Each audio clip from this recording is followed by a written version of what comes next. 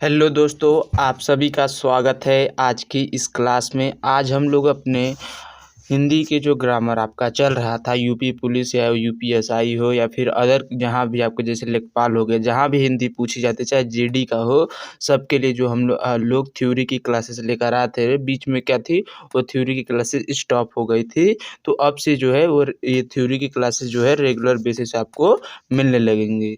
तो आशा करते हैं कि आप लोग अच्छे होंगे, अच्छे से अपनी स्टडी कर रहे होंगे और जो पीछे का है उसको रिवीजन कर रहे होंगे। तो चलिए आज इस क्लास में हम लोग अभिकारी शब्द यानी अव्यय के बारे में जो है चर्चा करने वाले हैं। आप लोगों का इससे पहले का जो है उपसर्ग प्रत्यय कारक तक जो है वह समाप्त हो गया था। संधि समास ये सब जो थे वो समाप्त हो गए थे। आज हम लोग अव्यय के बारे में जो जानेंगे और रेगुलर बेसिस पे आप लोगों को जो है ये क्लासेस भी मिलती रहेंगी। अगर आपका इसको प्रैक्टिस करना है तो इसका जो है शाम 7 बजे जो है रेगुलर बेस पे हिंदी का प्रैक्टिस सेट चलता है, जिसमें 37 प्रश्न जो है महत्वपूर्ण हम लोग लेकर आते हैं, जो सभी प्रश्न जो है सभी चैप्टर से होते हैं। जाकर उनको भी आप लोग ज्वाइन कर सकते हैं, जिससे क्या होगा, आपका जो है रिवीजन के साथ साथ आपका प्रैक्टिस बना रहेगा। अधिक से अधिक आप लोग क्वेश्चन का प्रैक्टिस करेंगे तो आपका जो है पूरा जो है बेस के साथ साथ सब कुछ रेडी रहेगा। आप लोग पूरी तरह से एग्जाम के लिए तैयार रहेंगे। तो चलिए आज हम अपने अव्यय के परिचय के बारे में आगे बढ़ते हैं, और इसका जो पीडीएफ नोट्स है आपको हमारे टेलीग्राम चैनल पे जो है मिल जाएगा। वहाँ से जाकर आप लोग इसको डाउनलोड कर सकते हैं। तो चलिए अपने आज की इस क्लास में आगे बढ़ते हैं। तो आज का हमारा जो टॉपिक है क्या है, अविकारी शब्द। क्या अविकारी शब्द की बात की जाए तो अविकारी शब्द का अर्थ होता है जिस अविकारी माने नहीं, अधिकतर जैसे उपसर्ग लग जाता है किसी के सामने तो का अर्थ क्या देता है, माने नहीं, विकार माने जो है उसमें परिवर्तन। क्या होता है, विकार मीन्स परिवर्तन। तो जिसमें परिवर्तन न हो तो उसे क्या कहते हैं, अविकारी शब्द कहते हैं। अविकारी शब्द को अव्यय हम लोग कहते हैं। अव्यय की अगर बात करें, अव्यय होता है ना, तो अव्यय में अव्यय का मतलब ना, व्यय का मतलब खर्च, यानी जिसको खर्च न किया जा सके। क्या है, जिसे खर्च न किया जा सके। उसी प्रकार अविकारी का मतलब हो जाएगा ना परिवर्तन। तो अविकारी का मतलब जिसको जो है परिवर्तित न किया जा सके। वहीं विकारी, अगर आपसे कोई जैसे अविकारी शब्द है तो पहले आपको विकारी जानना पड़ेगा। तो विकारी का मतलब वे शब्द जो लिंग वचन काल कारक की दृष्टि से परिवर्तित हो जाते हैं, उन्हें विकारी शब्द कहते हैं। विकारी शब्द में कौन कौन से आते हैं, जैसे संज्ञा हो गया, सर्वनाम हो गया, ये सब क्या है, विकारी शब्द है। क्रिया है क्या है, विकारी शब्द है। और अविकारी शब्द की बात करें, वे शब्द जो लिंग वचन काल कारक की दृष्टि से कोई परिवर्तन या खर्च नहीं होते। अधिकतर तो आपको क्या होगा, कोई परिवर्तन नहीं होता है, उन्हें अविकारी शब्द कहते हैं। आशा करते हैं यहाँ तक का पॉइंट आप लोगों को क्लियर हो गया होगा।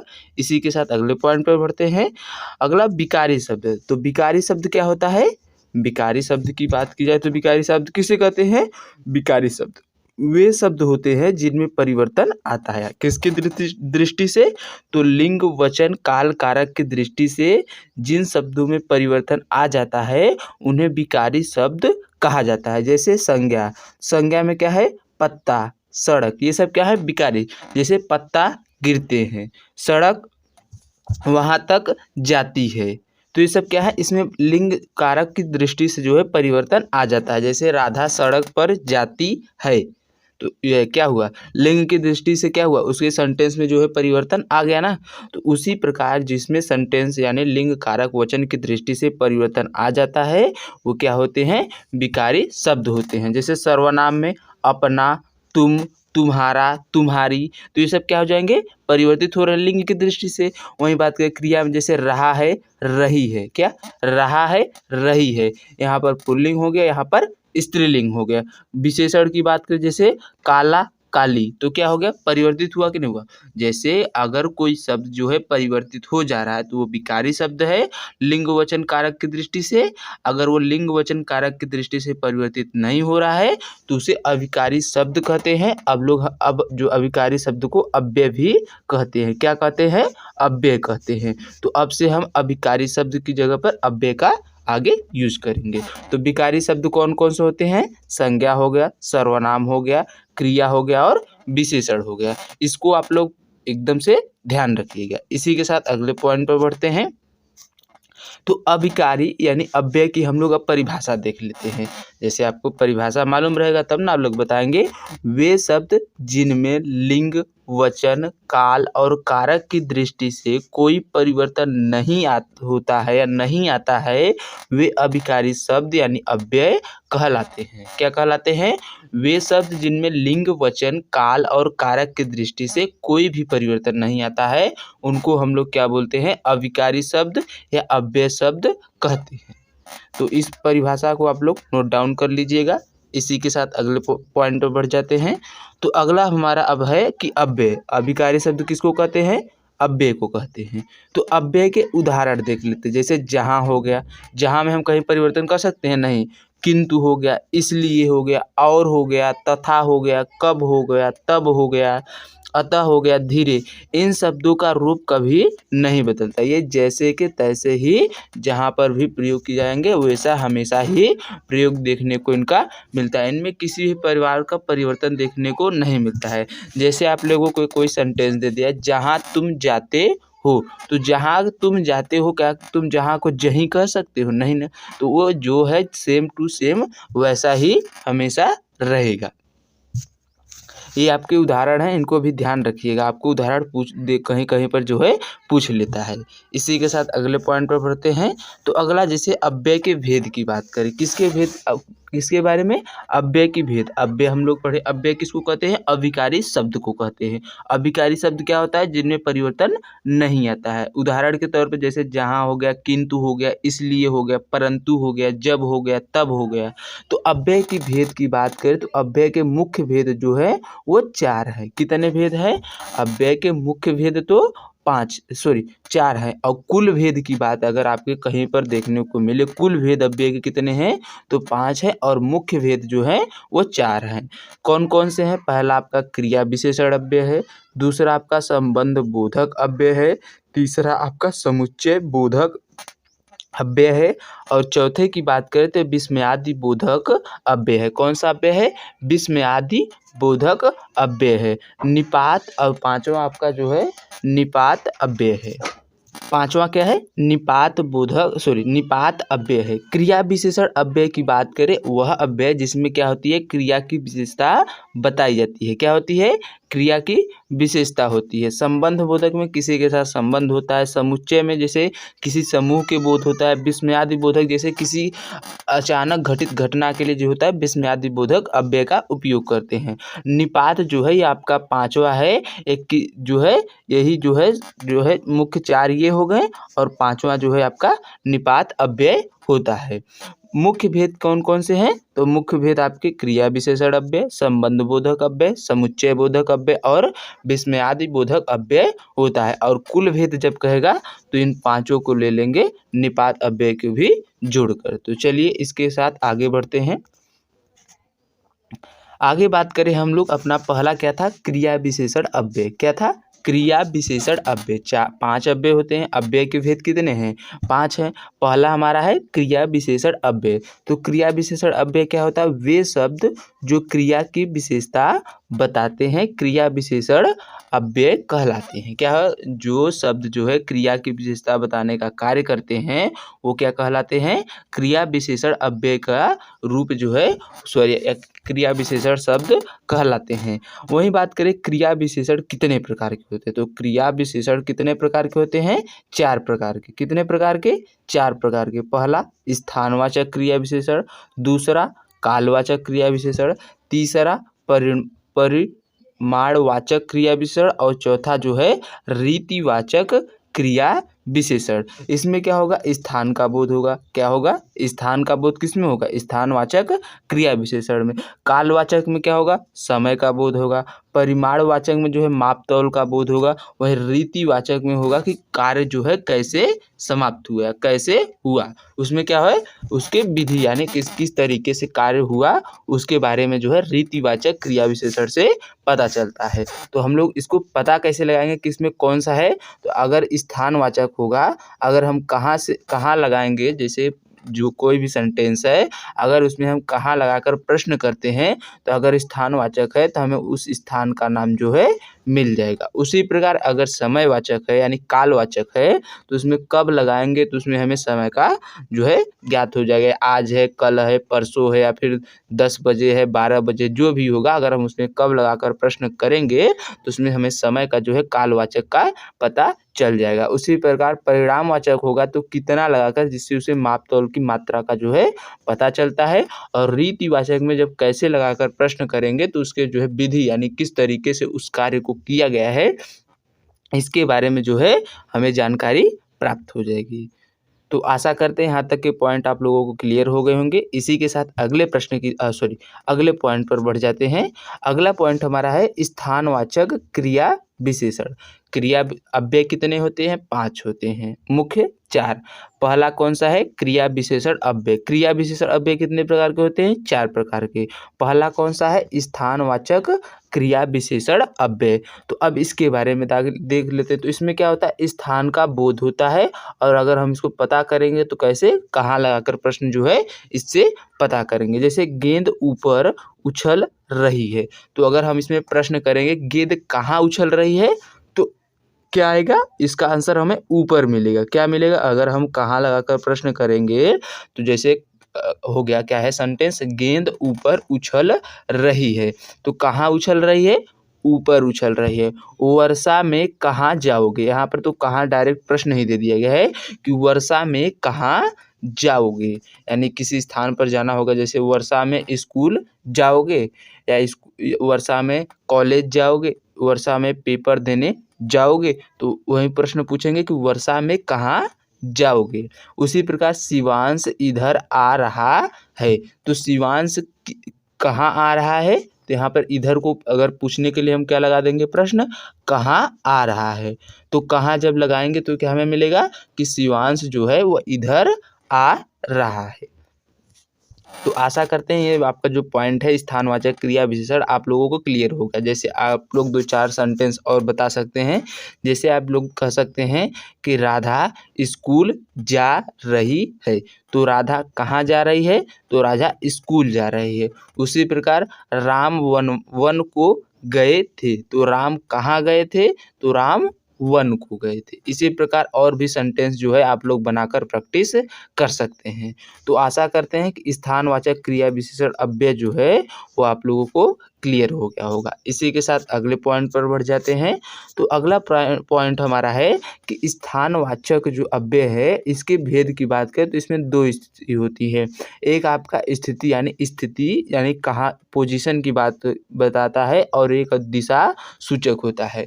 यानी स्थानवाचक जो अब विशेषण है, क्रिया विशेषण है, उसमें 2 स्थितियाँ उत्पन्न होती है। एक तो आपको स्थिति यानी उस स्थिति यानी पोजीशन को बताता है, और एक डायरेक्शन यानी दिशा यानी किस दिशा में वो कार्य हो रहा है उसको बताता है।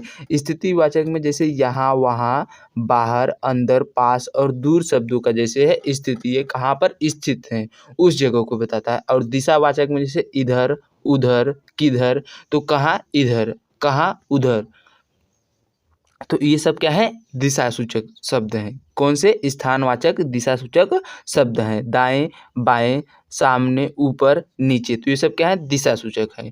वहीं बात करें कुल दिशाओं की क्या है, तो कुल दिशाएं आपकी 10 हैं। कितनी है, कुल दिशाओं की संख्या की बात की जाए तो कुल दिशाओं की संख्या कितनी है, 10 है। 4 तो आपके उत्तर पश्चिम और पूर्व पश्चिम उत्तर दक्षिण हो गया। उसके बाद उनके मध्य की 4 हो गए और 2 ऊपर और नीचे की दिशाएं हो गई। तो कुल मिलाकर दिशाओं की संख्या कितनी होती है, 10 होती है।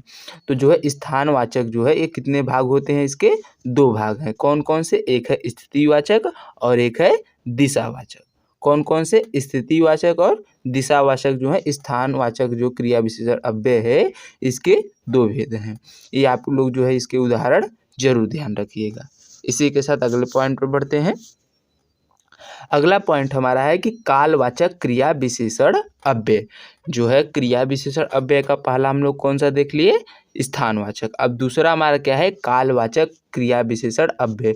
तो कालवाचक क्रिया विशेषण अव्यय की बात की जाए तो इसमें किसका बोध होता है, तो इसमें जो है समय का बोध होता है। किसका बोध होता है, तो कालवाचक जो क्रिया विशेषण अव्यय है इसमें हमें जो है समय का बोध कराया जाता है। समय का बोध जो है और अगर होता है तो उसको समय का हम कैसे पता करेंगे कि इसमें समय का बोध हो रहा है। अगर हमें कब लगाकर प्रश्न कर रहे हैं और हमें उत्तर प्राप्त हो रहा है तो उसमें क्या है, कालवाचक क्रिया विशेषण अव्यय का जो है वो प्रयोग हुआ है। कैसे पता चलेगा, जब हम लोग कब लगाकर जब है उस सेंटेंस में प्रश्न करेंगे। जैसे आप लोग वह अब पानी पी रहा है, तो अब क्या आप लोग ऐसे कह सकते हैं, वह कहाँ पानी पी रहा है, तो यहाँ पर कहाँ पानी पी, कुछ जवाब मिलेगा नहीं। वह कैसे पानी पी रहा है ये नहीं मिल रहा है जवाब नहीं।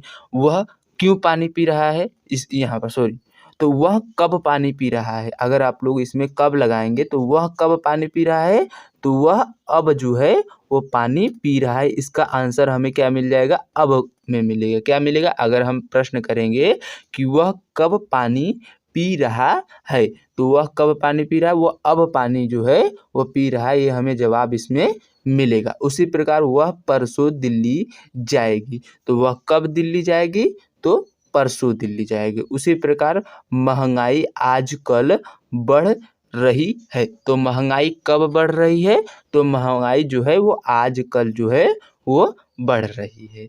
तो आशा करते हैं यहाँ तक का जो है पॉइंट आप लोगों को क्लियर हो गया होगा। इसी के साथ अगले पॉइंट पर बढ़ते हैं। अगला पॉइंट हमारा है कि कालवाचक जो है इसको कितने भागों में जो है बांटा गया है। तो बात करें कालवाचक को जो है 3 भागों में बांटा गया है। कितने भागों में बांटा गया है, इसमें जो है 3 प्रकार के जो है शब्द जो है प्रयोग देखने को मिलते हैं। पहला आपका जो है सामान्य हो गया, सामान्य कालवाचक शब्द। दूसरा आपका आवृत्तिवाचक जो है कालवाचक शब्द होते हैं। और तीसरा आपका अवधिवाचक कालवाचक शब्द हैं।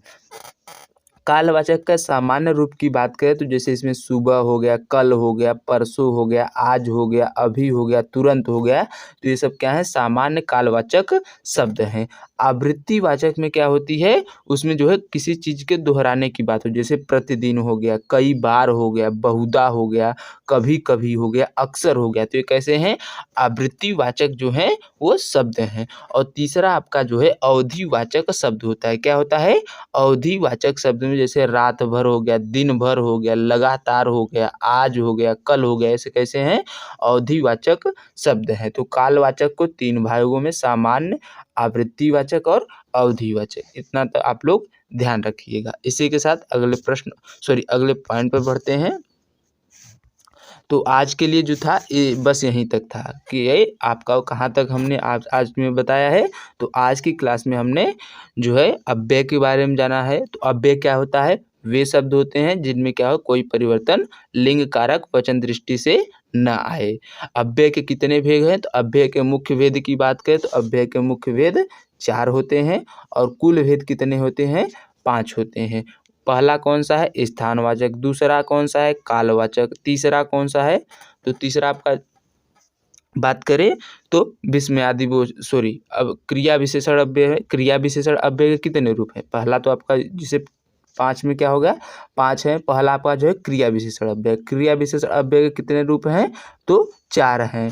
पहला कौन सा है, तो पहला आपका स्थानवाचक है। दूसरा कौन सा है, कालवाचक है। कौन सा है, कालवाचक है। तीसरा आपका जो है रीतिवाचक है। और चौथे की बात करें तो चौथा आपका जो है परिमाणवाचक है। तो हम लोग 2 पढ़े हैं, कौन कौन सा, स्थानवाचक और कालवाचक। स्थानवाचक में स्थान का बोध होता है, कालवाचक में समय का बोध होता है। स्थानवाचक 2 प्रकार के होते हैं, एक स्थितिवाचक और एक दिशावाचक। कालवाचक 3 प्रकार के होते हैं, सामान्य, आवृत्ति और अवधिवाचक। तो आज के जो है क्लास में हम लोग जो है क्रिया विशेषण अव्यय के 2 रूप जो हैं वो पढ़ लिए हैं। अगली क्लास में जो है इससे आगे के जो है चीज़ों को आप लोगों को बताएंगे। तो आज के लिए बस इतना हुआ। आशा करते हैं अभिकारी शब्द आप लोगों को समझ में आया होगा। अगर ये क्लास आप लोगों को अच्छी लगी हो और समझ में आई हो तो अपने दोस्तों को भी अधिक से अधिक शेयर करिएगा और हमें अधिक से अधिक सपोर्ट करिएगा। ये क्लासेस आप लोगों को जो है रेगुलर बेसिस पे अब मिलती रहेंगी। अब आपको जो है गैप देखने को नहीं मिलेगा। अगर आपको इसका प्रैक्टिस करना है हिंदी का तो आप लोग डेली शाम 7 बजे जो है वो इस चैनल पर एक प्रैक्टिस सेट अपलोड होता है, उसकी जो है आप लोग प्रैक्टिस कर सकते हैं। और उसका जो है पीडीएफ क्लास जो है आपको पीडीएफ नोट्स जो है टेलीग्राम पर इस क्लास का भी और उस बाकी सभी का जो है टेलीग्राम पर डाल दिया जाएगा। टेलीग्राम का डिस्क्रिप्शन में हम जो लिंक लगा देंगे, वहाँ से जाकर आप लोग ज्वाइन कर सकते हैं। तो चलिए आज के लिए बस इतना ही। अगर कोई भूल चूक से गलती हुई हो तो उसके लिए हम माफ़ी चाहते हैं, क्योंकि हम भी एक इंसान हैं। हो सकता है कहीं पर जो है सिली मिस्टेक आप लोगों को देखने को मिल सकता है। तो चलिए इसी के साथ इस क्लास को यहीं पर समाप्त करते हैं। आशा करते हैं यह क्लास आप लोगों को समझ में आई होगी। तो चलिए मिलते हैं नेक्स्ट क्लास में। आज के लिए बस इतना ही। जय हिंद, जय भारत।